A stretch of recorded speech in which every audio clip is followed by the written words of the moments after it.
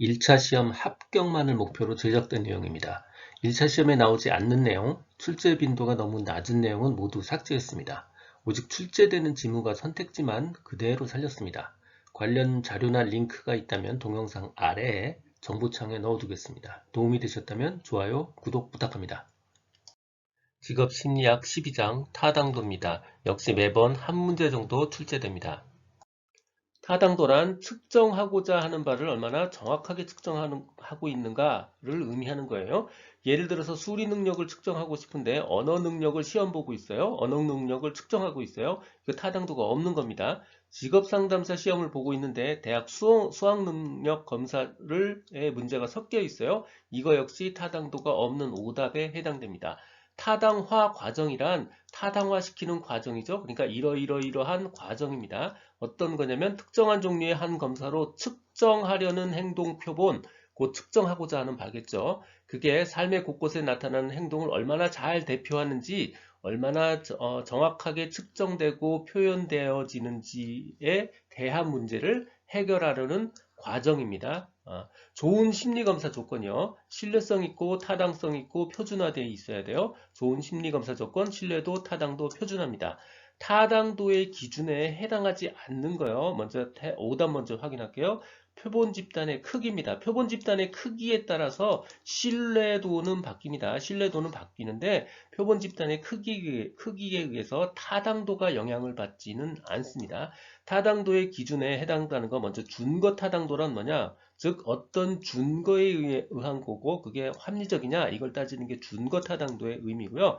내용 타당도요. 내용 타당도는 내용이 문항 제작이 잘 되어 있으며 행동 증거 수집이 적합한가, 내용적으로 문항 제작이 잘 되어 있고 행동 증거 수집이 적합한가 라는 의미입니다. 이 내용 타당도는 검사 전문가의 의견이 제일 중요해요. 검사 전문가가 어떤 의견을 가지고 있는가 역시 내용 타당도에 해당하는 문제입니다. 신뢰도와 타당도요. 타당도는 측정하고자 하는 것을 타당하게 측정하고 있는가의 문제고요.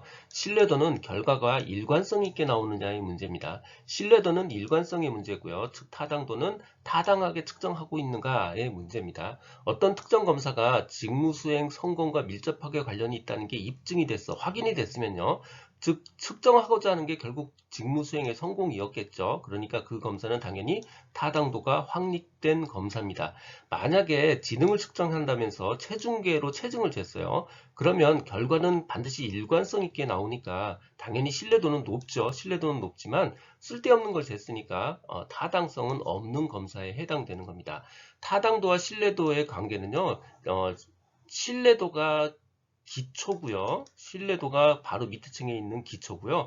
그 위에 쌓을 수 있는 게 바로 타당도입니다. 그러니까 검사의 신뢰도 계수는 타당도 계수에 크게 영향을 주죠. 신뢰도가 작으면 타당도는 요거밖에 못 쌓아요. 그래서 즉 신뢰도 계수는 타당도에 크게 영향을 줍니다. 신뢰도가 낮으면 신뢰도 값이 좁으면 타당도 값도 낮을 수밖에 없어요. 그러나 신뢰도가 아무리 높아도 타당도가 낮을 수 있습니다. 쓸데없는 걸 재면 타당도가 낮을 수 있어요. 신뢰도가 높아도 타당도는 낮을 수 있습니다. 신뢰도가 만약에 1이라면 타당도는 최대 1이죠. 하지만 0.1일 수도 있어요. 얼마인지는 알 수 없죠. 신뢰도가 1일 때 타당도는 얼마인지 알 수 없습니다.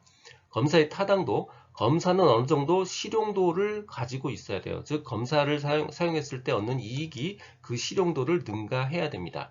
검사는 결정 과정에 있어서 다른 정보 자원이 제공할 수 없는 어떤 독특한 정보, 의미 있는 정보를 당연히 제공할 수 있어야 되죠. 검사를 사용했을 때 단순히 집단이 기본 구성 비율에 의해서 맞출 수 있는 확률, 우연히 맞히는 어떤 그 최대값보다는 당연히 더 정확한 결정을 내릴 수 있어야 됩니다. 우연히 맞히는 것보다 더 정확하게 맞춰야 되는 거, 이거 너무 당연한 얘기예요. 타당도의 결과가 적어도 통계적 의미 있는 관계보다 우연적 관계를 더 보여줘야 된다. 잘못된 거예요. 우연적 관계값이 의미 있는 관계값보다 더 크다. 오답이에요. 타당도 결과는 당연히 우연값보다 의미값이 더 커야 됩니다. 직업상담사 자격시험을 보는데 대학 수학 능력 문제가 섞여 있어요. 문제가 되는 거? 네, 바로 타당도입니다. 정답 1번이에요. 구성타당도란 검사가 검사 개발의 토대가 된 이론을 얼마나 잘 반영했는가를 측정하는 타당도입니다. 다시 표현하면 이론의 개념을 얼마나 제대로 측정하고 있는가, 이론적 개념의 구성인자를 얼마나 제대로 측정하고 있는가를 나타내는 타당도예요. 그래서 이 말에는 항상 무슨 말이 들어가냐면 이론의 개념, 이론 개념의 구성인자란 말이 들어갑니다. 이론 개념의 구성인자, 이론 개념의 구성인자, 무엇을 측정했는가? 조사가 측정하고자 하는 추상적 개념, 이론적 개념이죠. 추상적 개념이 얼마나 적절하게 측정되어 있는가를 측정하는 것이 바로 구성 타당도고요. 그러다 보니 이론적 연구를 하는데 가장 중요한 타당도이기도 합니다. 이 말들을 그대로 다 따서요. 아까 이론적 개념이라는 말 따서 개념 타당도라고 불리기도 하고요. 구성인자라는 말을 따서 구성 타당도라고 불리기도 하고요. 구성인자의 한 글자씩 따서 구인 타당도, 구성인자 타당도, 구인 타당도라고 불리기도 합니다. 구성 타당도 분석 방법은 수렴 타당도, 변별 타당도, 요인 분석법이 있어요. 이렇게 세 가지가 나오면 객관식의 집중 타겟이 되죠. 그래서 이 세 가지는 꼭 기억을 하셔야 돼요. 구성 타당도 분석 방법, 수렴 타당도, 변별 타당도, 요인 분석법입니다. 유사한 특성을 측정하는 기존 검사와의 상관계수를 분석하고요. 그 반대로 유사한의 반대인 관계없는 개념을 측정하는 검사와 상관계수를 분석합니다. 그래서 유사한 개념을 갖는 기존 검사와의 검사에서는 상관계수가 높아야 좋은 거고요. 관계없는 개념과의 검사는 상관계수가 낮아야 정상이죠. 확인적 요인 분석법이 또 있고요. 실험을 통한 집단 간 차이 검증을 하기도 합니다. 여기서 오답지에 기억해야 되는 게 하나 있어요. 구성타당도에는 기대표 작성을 하지 않습니다. 구성타당도는요, 오답이에요. 기대표 작성을 하지 않습니다. 기대표 작성은 준거타당도 분석 방법입니다.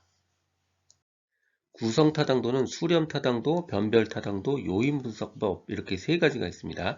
먼저 수렴타당도는 검사가 측정하고 있는 것, 예를 들어서 우리가 IQ를 측정하고 싶다고 가정하면 이 IQ와 이론적으로 깊은 속성이 있다고 믿어지는 것, 예를 들어서 암기력 같은 게 있겠죠. 이 IQ와 암기력의 상관관계를 측정해 보는 겁니다. 그러면 당연히 IQ와 암기력은 속성이 비슷하니까 상관관계가 굉장히 높게 나오겠죠. 이게 바로 수렴 타당도입니다. 측정하고자 하는 것과 관련이 깊은 속성과의 상관관계를 측정하는 것, 이게 수렴 타당도고요.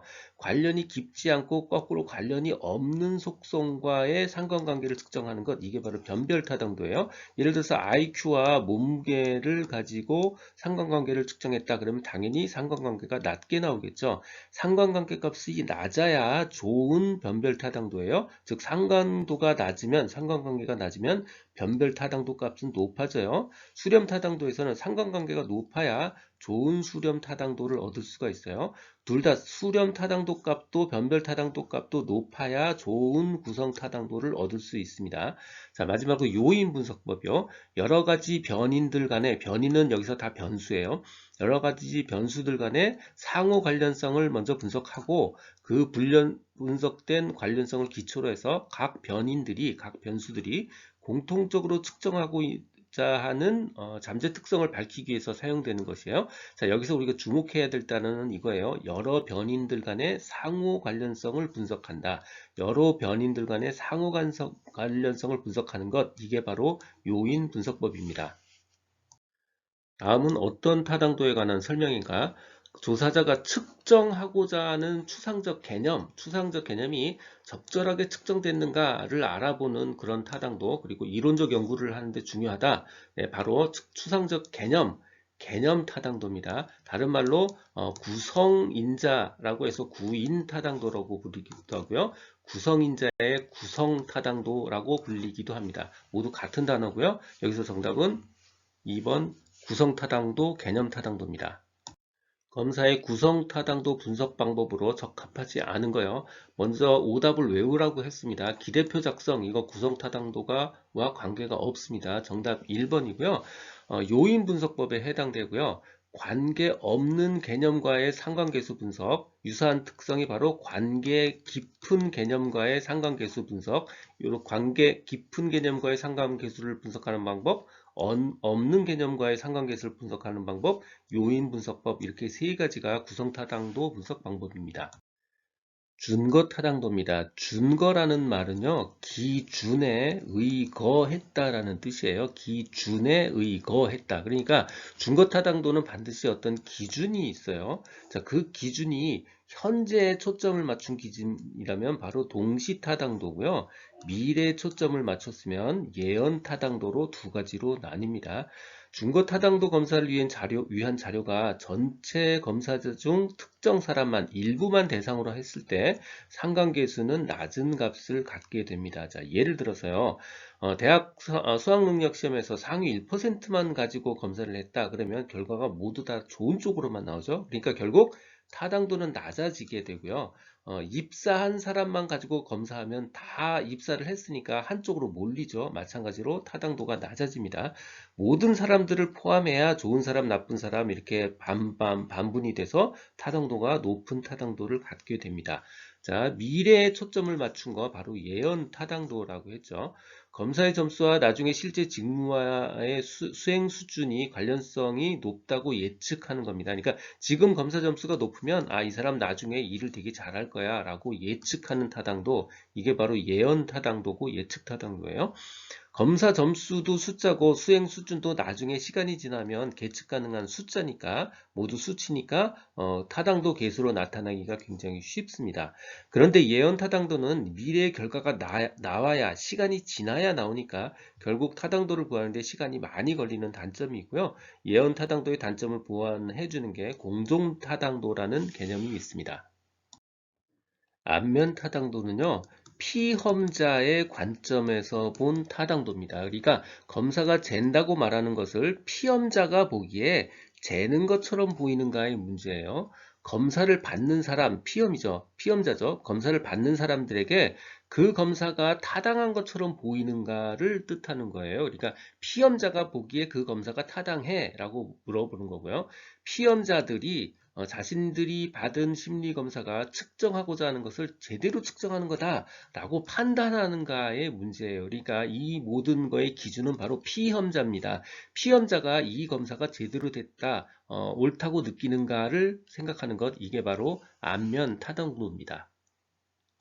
듣고 계신 강의는 직업상담사 2급 초단기 합격 비법의 핵심 내용 파트입니다. 교재에는 2002년부터 지금까지 20년간의 문제를 출제 빈도와 중요도를 검토해서 필요한 모든 문제를 실었습니다. 전자책 버전으로 출판되어 있어서 교보문고 예스24 등에서 구할 수 있습니다. 전자책이 불편하신 분들, 인쇄 가능한 버전 혹은 제약 없는 PDF 버전이 필요하신 분들은 제 블로그 공지글에서 구할 수 있습니다. 동영상 아래 정보창에 링크를 넣어드렸습니다. 이 내용은 블로그와 전자책에 동일하게 그대로 있습니다. 도움이 되셨다면 좋아요, 구독 부탁드립니다. 지금까지 라드캠지기 꾸벅이 박종규였습니다. 감사합니다.